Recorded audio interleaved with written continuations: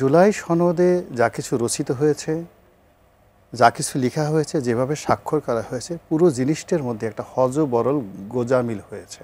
উনি দিল্লিতে আছেন, এটা কি তার জীবিত থাকাটাকে আমরা একটা ন্যাশনাল থ্রেট মনে করছি।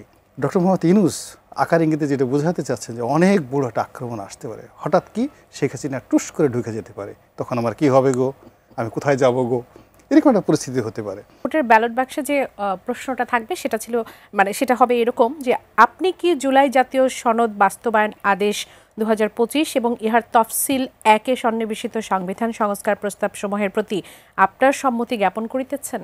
একজন ভোটার যখন ভোট দিতে যাবে তখন আসলে কিসের উপর ভিত্তি করে সে হ্যাঁ না ভোটটা এখানে দেবে? সে কি জানতে পারছে যে সে কোনটাকে হ্যাঁ হিসেবে নিচ্ছে, কোনটাকে না হিসেবে নিচ্ছে? শুনুন, আসলে ছোট মুখে বড় কথা হয়ে যায়। এই গণভোটের বিষয়টি শুনলে গোস্সা এসে যায়, মেজাজ গরম হয়ে যায়। কেন বলছি, দ্বিতীয়ত এই গণভোটের কথা যখন জামাতের মুখ থেকে শুনি তখন আরও বেশি মন খারাপ হয়ে যায়। মূল ব্যাপারটা হলো কি, যে বয়স হলো, এখন জামাতের যারাই রাজনীতিতে এখন শীর্ষ পর্যায়ে আছেন, জামাতের আমির হয়তো অল্প কয়েক বছরের বড় হবেন, বাকি সবাই আমাদের বন্ধুবান্ধবের লেভেলে আছেন। আমরা তৃণমূল পর্যায়ে বিএনপি, আওয়ামী লীগ বিভিন্ন সময়টাতে তাদের নির্বাচন দেখে আসছি। এখন যে পরিবেশ পরিস্থিতিতে তৈরি হয়েছে, এই জুলাই বিপ্লব, জুলাই গণ অভ্যুত্থান যেটাই বলেন না কেন, এটা আমাদের একটা যুগান্তরকারী বাঙালির ইচ্ছা, অভিলাষ পূর্ণ হয়েছে আন্দোলনের মাধ্যমে, এটা সত্য। কিন্তু এই বিষয়টা নিয়ে গণভোটের প্রয়োজনীয়তা রয়েছে, এটা আমি মনে করি না। এটা যারাই বলছে তারা এই বর্তমান যে চলমান রাজনীতি, নির্বাচন, গণতন্ত্র প্রতিষ্ঠা, কিংবা এই যে একটা কল্যাণকামী একটা রাষ্ট্র, এমনকি ডক্টর মোহাম্মদ ইউনূসকে কেন্দ্র করে আমরা যে একটা সুদূর প্রসারী পজিটিভ চিন্তা ভাবনা করেছিলাম। এখানে শাহেদ আছেন, আমি মনে করি শাহেদ যদি বুকে হাত দিয়েও বলে তবুও সে বলবে যে আমি ডক্টর মোহাম্মদ ইউনূসকে নিয়ে অনেক সুন্দর স্বপ্ন দেখেছিলাম। এবং আমরা এই বাংলাদেশে শেখ হাসিনার জমানাতে 2009 থেকে আজ অবধি, মানে ডক্টর মোহাম্মদ ইউনূসের উপর যে শেখ হাসিনা যা কিছু করেছে 100% জনমত, এমনকি আওয়ামী লীগের খুব কট্টর যারা শেখ হাসিনাকে মানে তেল দিতে চাইতেন তারা প্রকাশ্যে বলতেন, কিন্তু অপ্রকাশ্যে তারা কিন্তু ডক্টর মোহাম্মদ ইউনূসের প্রতি সফটেন ছিলেন।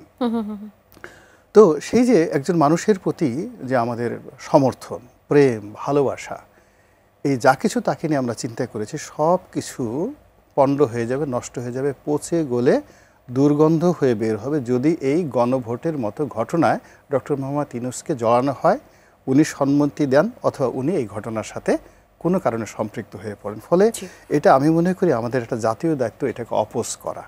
এমনকি বিএনপিও যদি, তারেক রহমান সাহেবও যদি সম্মতি দেন, আমি বলবো উনি ভুল করেছেন এবং উনি ভুল করবেন। গণভোটের এই বিষয়টা আলোচনাই করা উচিত না, নাম্বার 1। নাম্বার 2 হলো যে এখানে জুলাই সনদে যা কিছু রচিত হয়েছে, যা কিছু লেখা হয়েছে, যেভাবে স্বাক্ষর করা হয়েছে, পুরো জিনিসটার মধ্যে একটা হযবরল গোজামিল হয়েছে। আমাদের রাজনীতির ইতিহাসে অলমোস্ট যা কিছু আমরা মনে রেখেছি সব কিছু কিন্তু ট্রান্সপারেন্ট। আর আমাদের রাজনীতির ইতিহাসে হযবরল কেন মনে হলো? কেন এখানে সব দলগুলোই তো আসলে ছিল, উপস্থিত থেকে তাদের প্রত্যেকের অবস্থান জানিয়েছেন, নোট অফ ডিসেন্ট দিয়েছেন, তাদের ইচ্ছা অনিচ্ছার কথা প্রকাশ করেছেন, এটা তো এমন হবার কথা না। ফার্স্ট থিং হলো যে এখানে তো আসলে যদি সত্যি কথা বলি, শেখ হাসিনার পতনটা আমাদের এক্সপেক্টের মধ্যে ছিল না, স্বপ্নের মধ্যে ছিল। আমরা যেমন এখন দেখেন শেখ হাসিনা জীবিত আছে, আমরা মনে করছি তার জীবিত থাকাটা আমাদের জন্য একটা ন্যাশনাল থ্রেট। আর এই থ্রেট থেকে বাঁচার জন্য আমরা প্রতিদিন ফটো কার্ড ব্যবহার করছি, আজকে হসপিটালে, কালকে ক্যান্সার হয়েছে, পরশুদিন মারা গেছে। তো উনি দিল্লিতে আছেন, এটা কি তার জীবিত থাকাটাকে আমরা একটা ন্যাশনাল থ্রেট মনে করছি। এবং যেখানে ডক্টর মোহাম্মদ ইউনূস আকার ইঙ্গিতে যেটা বোঝাতে চাচ্ছেন যে অনেক বড় একটা আক্রমণ আসতে পারে, হঠাৎ কি শেখ হাসিনা টুস করে ঢুকে যেতে পারে, তখন আমার কি হবে গো, আমি কোথায় যাব গো, এরকম একটা পরিস্থিতি হতে পারে। তো এরকম একটা অবস্থায় শেখ হাসিনার পতনের পরে আমরা সবাই আসলে ভ্যাবাচাকা খেয়ে গেছি। তো সেখানে সরকার গঠন যা কিছু হয়েছে সবে আবেগের বশবর্তী হয়ে এবং কোনো রকম পূর্ব পরিকল্পনা ছাড়া। এরকম একটা ঘটনার পরে যা হয় সেটা হলো একে অপরের প্রতি দায়িত্ব এবং কর্তব্য পালন করা। বিএনপি বড় দল হিসেবে সে যেহেতু রাষ্ট্র পরিচালনা করেছে, ফলে সে জানে যে এখানে আমাকে ধৈর্য ধারণ করতে হবে, নেগোশিয়েবল পাওয়ার, হ্যাঁ এখানে সেই আমাকে নেগোসিয়েশন করতে হবে এবং আমাকে সহযোগিতা করতে এবং তারা সরকারের প্রতি সেই জিনিসটা করেছে। কিন্তু সরকারে যারা কর্তা ব্যক্তি, একটা গ্রুপ যখন তাকে সহযোগিতা করতে আসে, আনুগত্য দেখাতে আসে, এটা যে দুর্বলতা নয়, এটা অনুধাবন করার মতো শক্তি এখনও তাদের হয়নি। ফলে এই যে রাজনৈতিক দলগুলো যেভাবে আনকন্ডিশনালি তাদের ডাকে গেছে, যমুনাতে গেছে এবং পদে পদে অপমানিত হয়েছে, লাঞ্ছিত হয়েছে, প্রতারিত হয়েছে, এটার যে প্রতিফল সেটা এখনও তারা বুঝতে পারেনি। ফলে কি হলো, যেভাবে বলা হয়েছে স্বাক্ষর করে গুড ফেইথে গুড ট্রাস্টে তারা স্বাক্ষর করেছে, কিন্তু ওইটাকে আবার অ্যামেন্ডমেন্ট করে যে জিনিসগুলো তারা সংযুক্ত করেছে, সালাউদ্দিন সাহেব ভদ্রলোক মানুষ, ওইভাবে বলেছেন। ওখানে যদি কোনো অভদ্র থাকতেন তাহলে বুঝতেন যে ভাষা কী। ওইটার আপনি ওই সেম জায়গাতে আপনি মাইকটা শেখ হাসিনার কাছে দিয়ে দেন, ওবায়দুলের কাছে দিয়ে দেন, আপনি গিয়ে দেখবেন যে ওনাকে এমনভাবে গালাগালি করবে, ওনার যমুনাতে থাকা ওনার জন্য খুব কষ্টকর হয়ে যাবে।